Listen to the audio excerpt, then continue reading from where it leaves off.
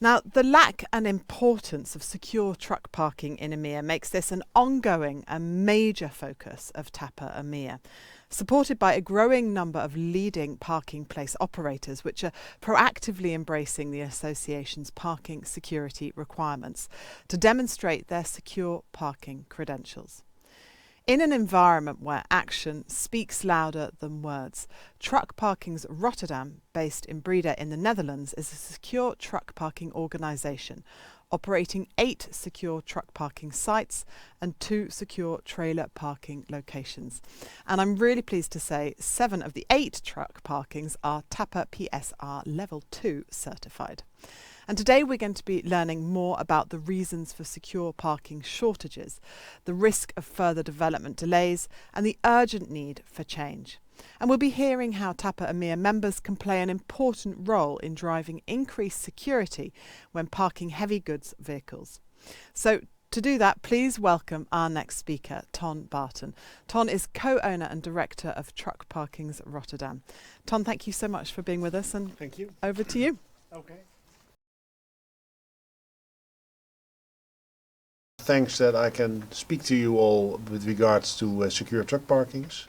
And especially I want to, put forward a message that if and when we want to increase security on truck parkings, we do need all your support, because it's not going to be easy. When we look at truck parkings in the way that the TAPA does, most of the incidents by far on these as being reported by TAPA members do occur on unsecured truck parkings. So that makes it a very important topic to talk about today. And there's an urgent need to improve it.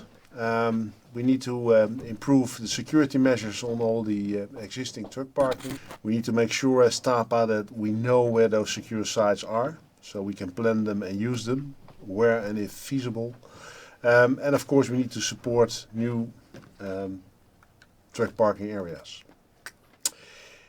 Let's reflect on the reason why. Why do trucks park in the first place? First and foremost, it often has to do with slot times, not being able to reach the locations where they have to be, either to pick up goods or bring back goods. So then, unfortunately, they will have to park somewhere waiting for access to a secure site. And then the other one, which is the key driver, is just rest and driving times regulations in Europe. Clearly, every 4.5 hours drive, those drivers have to park for 45 minutes. During days, they have to park for 11 hours at night. And even in the weekends, they're forced to stand 45 hours idle.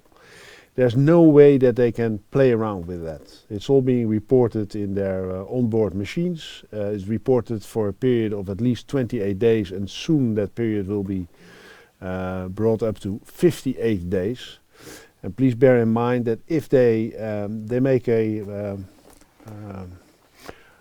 if they drive too long, and they will be, let's say, hold on in Italy, for instance, 3 weeks later, they then will be fined with thousands of euros.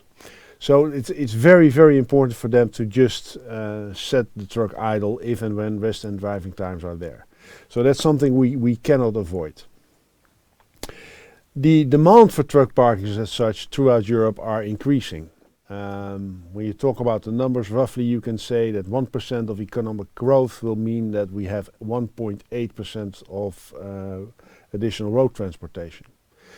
We've also saw a growth of cabotage, meaning that those drivers actually do business in countries not their own. It's been common, but it's not very big. I mean, it's 5% of the total market, but it's increased in the last 5 years, and it's likely to increase even further in the near future. And also, depending on the report, it's probably fair to say that today we're probably 100,000 parking spaces short throughout Europe. And if you take the previous two comments into consideration, an economical growth throughout the EU zone of, let's say, roughly 2% a year, and a growth of cabotage. That means that in order to just stay with the 100,000 parking places shortage, we need to build roughly 45 new truck parkings a year. And it's clearly not happening. So that's why we need to look at this whole dossier from a different point of view. When we talk about numbers, and I will get back to numbers later on, 300,000 truck parkings places are available now in Europe, of which we consider far less than 3% of being slightly secure. So it's a very, very minor portion. Oh, I need to go back. Then if we depend on the, let's say, the policy makers to solve that problem for us, we're into a slight surprise. Clearly, when policymakers are looking at the problem and the issue of truck parking areas, they have different things in mind. First and foremost, they look at, let's say, increasing road safety. So they don't want to have trucks being parked illegally on shoulders of motorways or entries or wherever. And they do want that truck drivers, if and when they start driving, they are fit to work. And clearly you have to take into consideration if one has been parking at a shoulder during nighttime, more likely he will have been shifting in his bed from left to right for each and every truck that was passing him during that night. So it's clear that we need to make sure that if and when these truck drivers rest, they do that on a safe location. That's probably the most important element for our policymakers. The other thing is that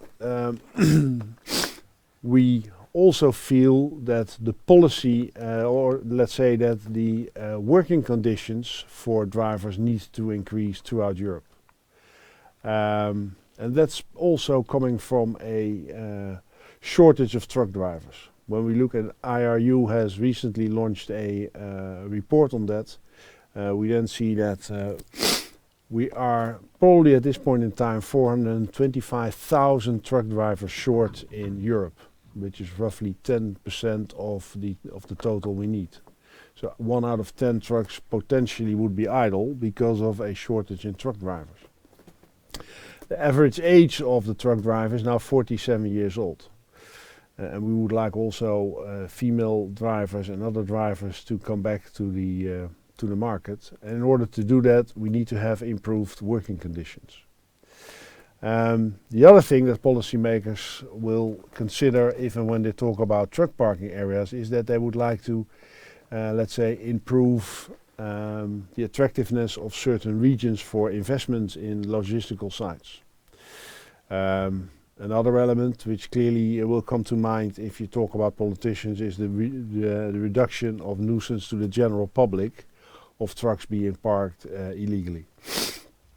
And then of course there is the need to decrease damage on the infrastructure of roads and other elements along the roads. So you see that as we talk about policymakers, they clearly look at the problem of truck parking areas as a shortage problem rather than as a security problem, and that of course is what we as TAPA would like to look at. And even if you take that to all the other stakeholders, it's clear that the only one that really looks into, let's say, security is TAPA. Policymakers, as we said, security at best comes in second. Truck drivers, they would like to see, let's say, available parking spaces. They would like to see comfort in order to make sure that they can rest properly and can do the laundry and take a shower and what have you. And also in their mind, security will come second. Only if and when there are contracts or specific cargo in place, they will actually go and look for a secure parking place. But generally speaking, these guys only are looking for comfort and available parking spaces. Transport companies, they do need to adhere to contracts if and when they've made one with regards to security. But other than that, they're looking at the lowest cost possible to park those trucks and to make sure that they manage their logistical streams. So security in all those cases. Oh,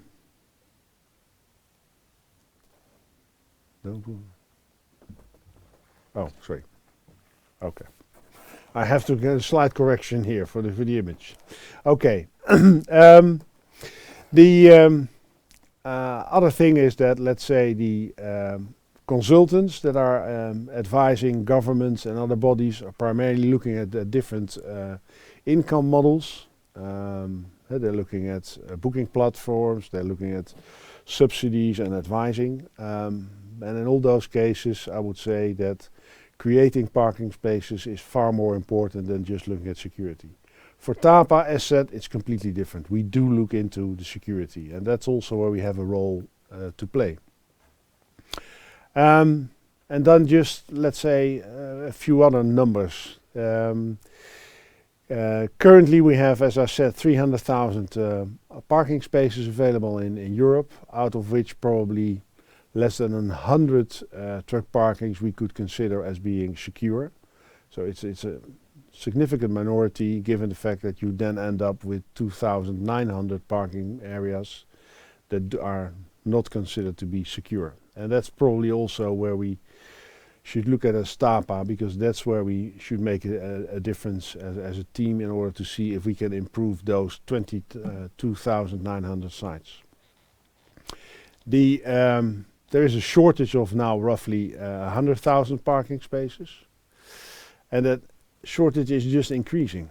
I've just stipulated on an earlier slide that we need probably 45 new builds a year in order to maintain that gap of 100,000 parking spaces, and that's currently not happening. If you look at, let's say, the EU programs, we're looking at 15 new build TPAs per year at max.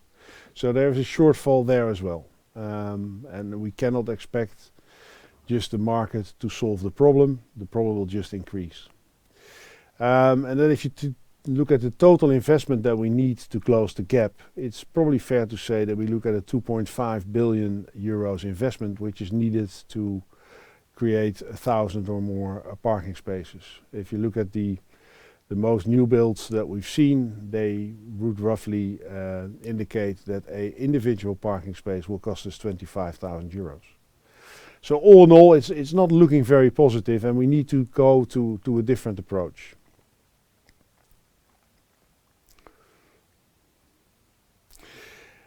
And if you recognize the fact that there is a shortage, there's a high demand, how then can it be that we are so very slow in creating new builds?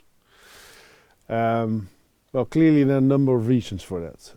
First of all, you have to bear in mind that when we look at truck parkings adjacent to the main roads, that's very expensive land, and that land is also very rare. So we have to make sure that we develop that land into truck parkings, and that's often complicated because it's clearly that developing distribution centers there or other forms of investments makes much more sense than just putting in a piece of asphalt in order to get those trucks in.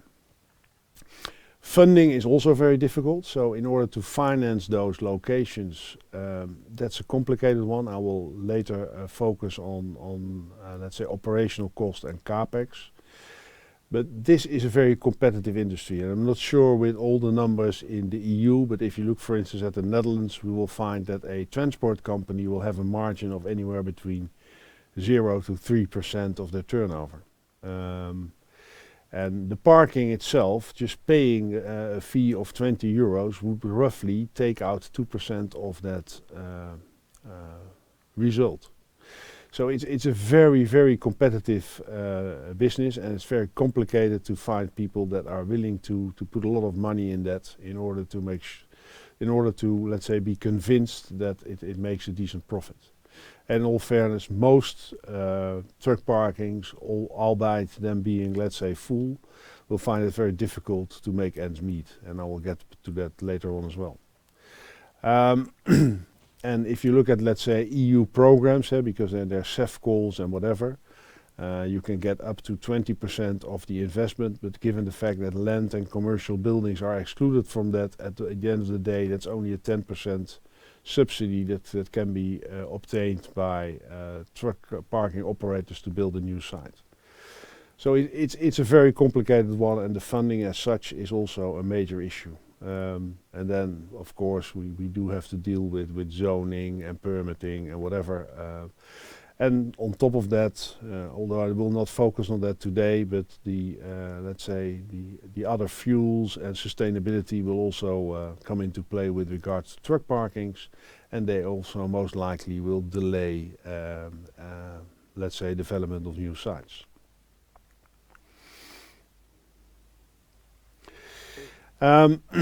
So as I said, it's difficult for truck parking operators to make ends meet. You have to have a very efficient operation. Both capex and opex costs that are associated with having a truck parking, leave alone a secure truck parking, are hefty. I just said that roughly, let's say, 25,000 euros is what you need for an individual parking space. On top of that, you probably have an operational expense of roughly 10 euros a day on just to keep the site clean, have the lights burning, have the toilets in place, and what have you not. And it's very, very unlikely that all those security elements will allow you to charge higher tariffs. So roughly speaking, you're probably now looking throughout Europe at a fee of something like 20-25 euros. There are different examples, but generally speaking, that's probably what it boils down to. Makes it a very challenging operation. So you have to be very efficient, and only due to larger economies of scale, more parkings and the likes, you can actually do that. So what you basically see that most of the truck parkings therefore are being considered to be just a service for other elements at that site, being fuel, being food.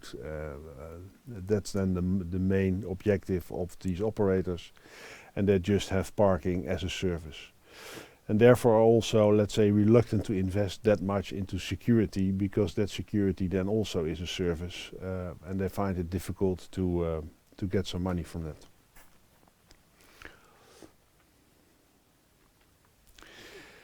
It's clear that we do see an urgency to turn this all around, because as I've indicated, truck parkings, a big shortage, a big need of security, but how are we going to do it?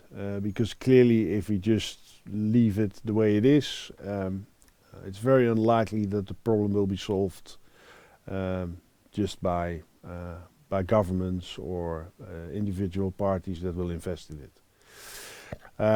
We do see as TAPA a tremendous need to increase primarily the security at existing sites. We cannot close our eyes for the current statistics, for the fact that theft and loss of cargo are primarily happening on unsecured truck parking areas. So we need to do something. And we have a tremendous network amongst our members. And I feel that is actually where we should focus on existing sites. Those 2,900 sites that are out there and probably need a little bit of investment, a little bit of additional security measures, operational excellence or whatever. I mean, those are the sites that we can really make a difference. We cannot wait for new builds or European programs or the likes. We just need to make sure that we do that in order to get our trucks on more secure spaces. So we do need our members to just go out and talk to their clients, partners, what have you not, in order to see if and how they can improve existing truck parkings to make them more secure. And I think that the PSR program gives you ample opportunities and instructions to do that in a clever way, but that should be the way forward. That's the only way as TAPA that we can create a high impact. If you want to do something, it's low-hanging fruit. I mean, let's go out there and do it. And of course, we will do our utmost as a PSR group to do that together with the EU and stay with our programs as close to the EU program as we can, as far as, let's say, security certification goes. But we do have to bear in mind that new builds will not be the solution. The numbers are just not there, and it's not going to happen. So that's my prime thing. I would like to persuade all the TAPA members to act. So take the secure truck parking serious in order to attack the current problems. Clearly there has to be also a willingness to pay some fee for whatever investment and operational expenses that will be made on those secure truck parkings in order to make them secure. But we are out there to make sure that we can persuade all our partners to do something and improve it. Of course, we will facilitate training and share knowledge, which I feel is a key element in the TAPA organization. And of course, we also will stay very close to the EU program. So let's hope that we are able to at least get 1,000 truck parking sites with a reasonable security in the very near future. But you have to do it. It won't come easy, and it's definitely not automatically. Okay. Thank you, Ton, for You're that welcome. presentation. Lots there to think about. And we've got a couple of minutes just for a few questions. Very good. If we Thank could have a quick chat, that would be wonderful. So Okay. you have 7 sites that are certified in the PSR program. Which benefits, as a truck parking operator yourselves, do you see and experience from that? Now, clearly, being able to certify those sites makes sense, because then you're in the database of TAPA, and customers and members of TAPA do know that there is a certain level of security being expected on those sites. It also challenges me as an operator in order to think things through and to have a different approach to certain elements. And of course, I do like the platform in order to discuss what makes sense, because there are a lot of ways to skin a cat, and of course the certification is one thing, but there's a lot behind it, like operational procedures, also the layout of a site. There are various elements which are worthwhile considering, and only through a program like this you're being challenged to do that. So I do see a benefit. Yeah. You mentioned that in your presentation that policymakers aren't giving security a really high priority when they're considering new truck parking areas. Will that change, do you think, if TAPA EMEA members raise the number of incidents more and raise more awareness about those numbers of incidents? They may, but I do feel that security as such is not a main issue for, let's say, governmental bodies, if and when constructing truck parkings. Even if for instance, and I will give you a small example, if you have to provide a benefit of a truck parking as part of an EU application, reducing theft is not something that counts. It's not there because it's been looked at as an integral way in the economy, and it's not making any difference. Apart from, let's say, incidents that would hamper drivers or would make drivers feel hesitant to do their job, if those types of elements would come up, then yes, it will make a difference. But that's been hardly the case, and my feeling is that it will not make a difference. No. What could make a difference, do you think, then? Well, like I said, I do feel that security as such is our own goal. We should do that as TAPA. There's nobody who's going to do it for us. The European SSTP certification and training are very close to the TAPA PSR program. Do you feel that we do need 2 programs, or can we just rely on the EU?